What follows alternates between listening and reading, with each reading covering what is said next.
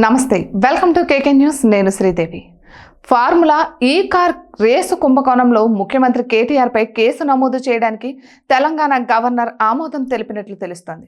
రేవంత్ సర్కార్ గత నెలలో కేటీఆర్ ను అరెస్ట్ చేయాలని నిర్ణయించింది. హైదరాబాద్ లో 144 సెక్షన్ విధించింది.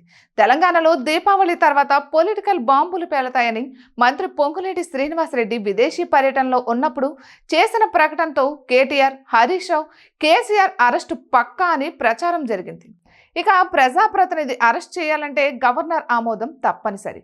కేటీఆర్ సిరిసిల్ల అసెంబ్లీ నియోజకవర్గం నుంచి ప్రాతినిధ్యం వహిస్తున్నారు.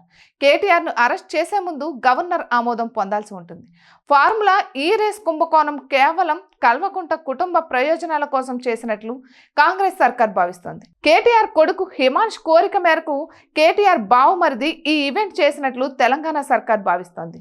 ఫార్ములా ఈ రేస్ నిర్వహణ సంస్థకు తెలంగాణ సర్కార్ 46 కోట్ల రూపాయల విదేశీ కరెన్సీ ముట్ట చెప్పింది. ఇక హెచ్ఎండిఏ నిబంధనలను ఉల్లంఘించినట్లు అవినీతి నిరోధక శాఖ గుర్తించింది. బోర్డు అనుమతి లేకుండానే హెచ్ఎండిఏ దూకుడు ప్రదర్శించింది.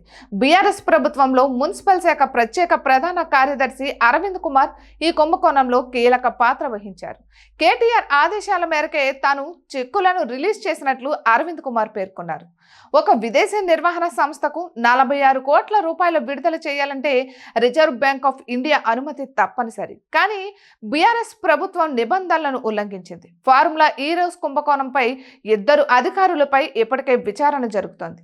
ఎంత పెద్ద ఈవెంట్ అయినా ఫార్ములా ఈ రేస్ వల్ల రాష్ట్ర ప్రభుత్వానికి ఒక్క రూపాయి కూడా ఆదాయం లేకపోవడంతో కాంగ్రెస్ సర్కార్ సీరియస్ గానే తీసుకుంది. డిప్యూటీ సీఎం మల్లు బట్టి విక్రమార్క ఈ కుంభకోణం వెలికి తీశారు.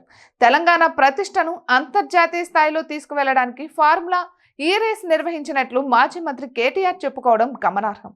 అయితే గవర్నర్ ఆమోదం లభించిన నేపథ్యంలో ఈ నెలాఖరులో కేటీఆర్ అరెస్ట్ కావడం తథ్యమని తెలుస్తోంది. ఇటువంటి మరెన్నో వీడియోస్ కోసం కేకే న్యూస్ తెలుగు ఛానల్ని సబ్స్క్రైబ్ చేసుకోండి.